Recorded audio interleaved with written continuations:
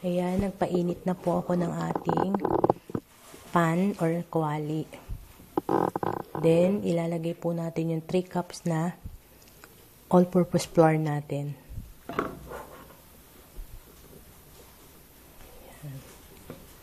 Medyo luluto-lutuin po muna natin yung ating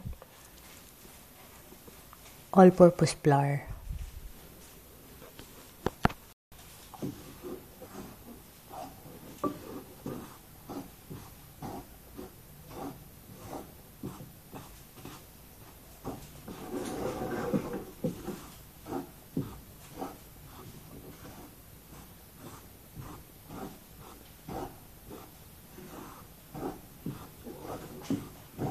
Ayan, medyo iba-brown po natin ng konti yung ating all-purpose flour.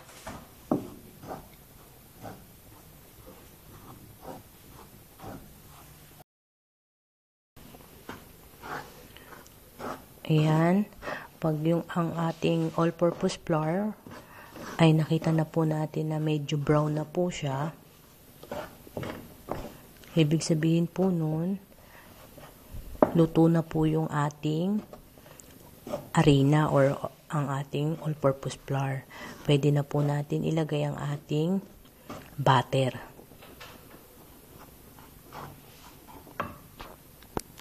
Ayan, ito po yung ating butter. Anchor butter po yung ginamit ko, pero pwede po kayong gumamit ng ibang butter na ordinary butter, pwede po yun.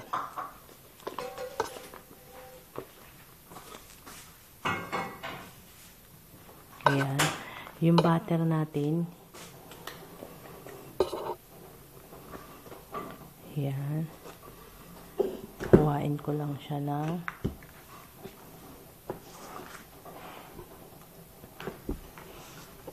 maliliit, parang cube. Ayan. Saka natin ilalagay sa ating niluto or binrown na all-purpose flour.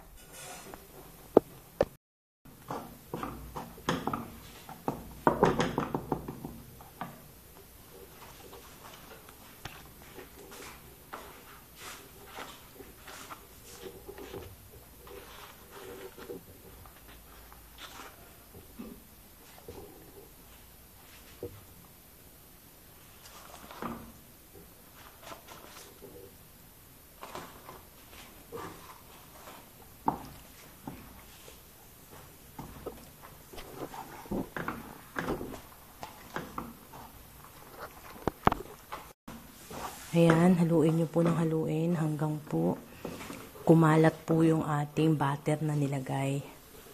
Magpantay po yung kanyang butter sa harina natin. Haluin nyo lang po ng haluin. Mahina lang po ang ating stove. Kailangan po low fire lang po tayo habang hinahalo po natin ang ating butter.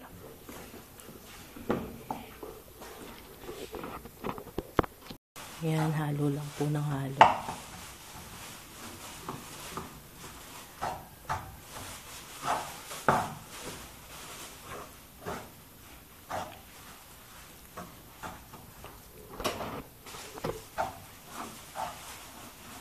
Ngayon, pag nakita nyo po na ang all-purpose flour nyo po at ang butter pantay na po ang pagkakahalo nyo, wala na pong buo-buo, patay na po or i-off na po natin ang ating stove. Then, after po natin mapatay or i-off ang ating stove, ilalagay naman po natin ang ating white sugar. Yung white sugar po na ginamit natin is 1/2 cup na white sugar. Spread lang po natin sa ating niluluto.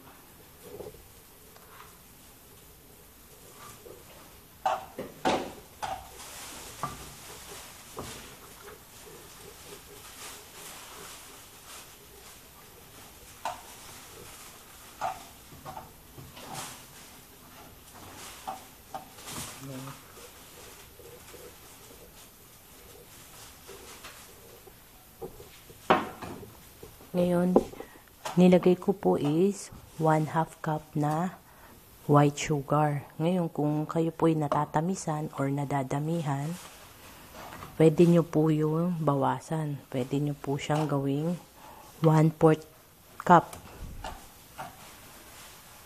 Basta po ayon po rin sa lasa nyo, pwede nyo pong i-adjust yung sugar.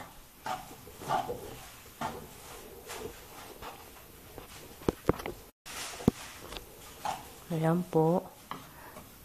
Hinahalo na po natin siya.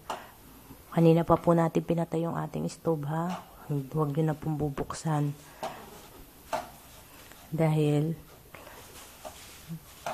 maluluto na po yung sugar natin sa init po nung niluto natin yung ating all-purpose flour and butter.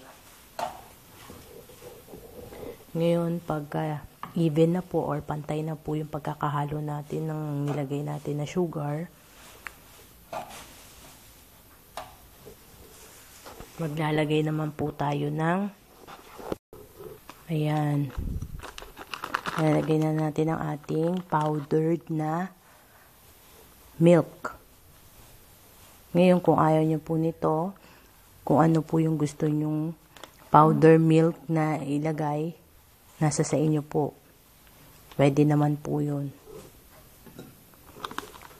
Hali, ang ilalagay po natin is 1 cup lang po. Hindi na po natin binuksan ang ating stove. Patay na po yan. Huwag na pong bubuksan kasi makukurta po yung ating gatas at ang ating asukal. Pag binuksan nyo po yung ating stove, maluluto na po yan. Then, spread nyo po ang spread po natin. Then, halo-haluin po.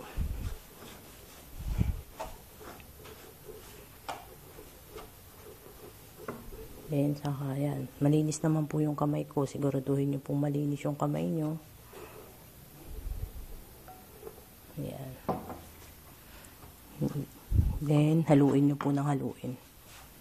Hanggang magpantay po yung mga ingredient natin.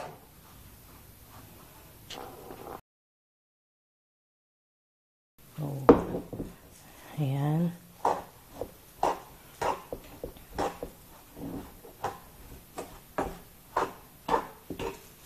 Okay na po. Ngayon ang ating crispy pinipig. Ayan.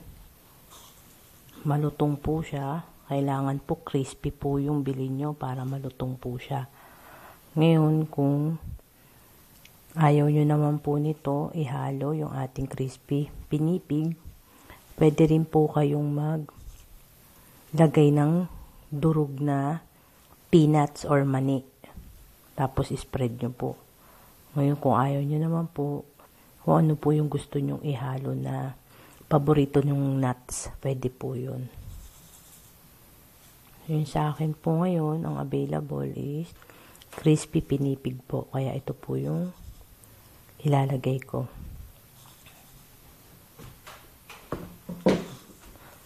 Ayan po, spread lang po natin. Haluin. Then, spread ho. Haluin. Spread uli hanggang maubos po ang ating crispy pinipig. Ayan.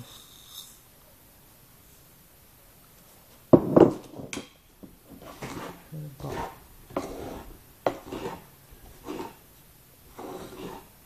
Ayan po, ready na po yung ating pulburon.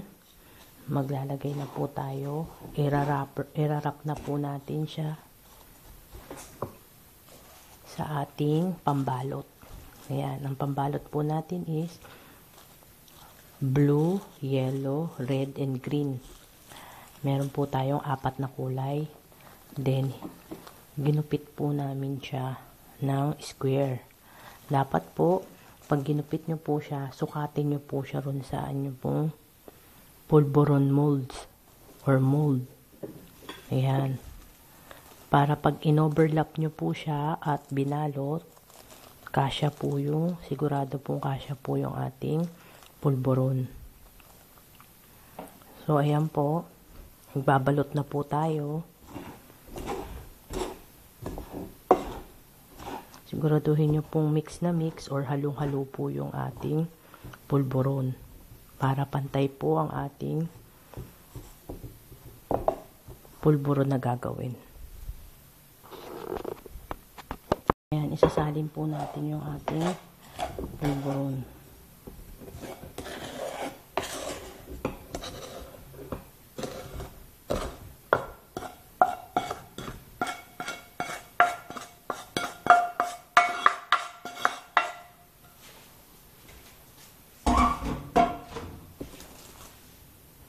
Ngayon, kukuha tayo.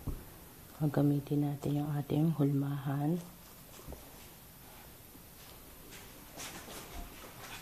Ito, yan, ididiin po natin or ipipress natin para sumiksik po yung ating pulburon. Ngayon, yung ating cellophane or yung wrapper ng ating pulburon. Ayan. Ayan po siya, square.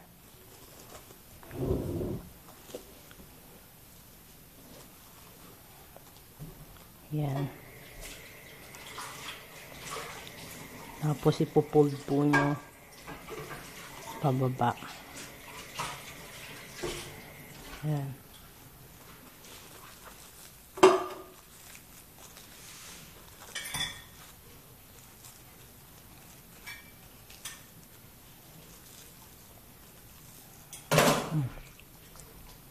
Meron na po tayong isang pulburon. Ngayon, gawin lang po natin to hanggang maubos po yung ating pulburon.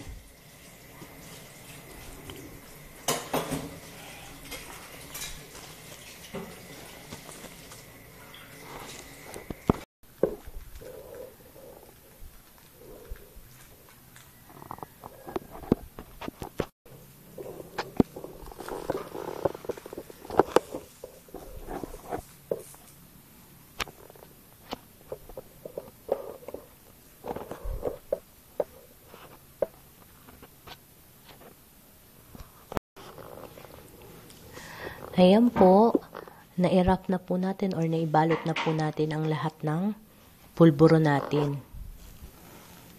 Bali sa recipe po na ito, nakagawa po tayo ng 76 pieces na pulburon na ganito po ang laki. Yan. Meron po tayong 4 na color ng ating pulburon. Ito po ay ang ating yellow, blue, green, at saka red. Yan.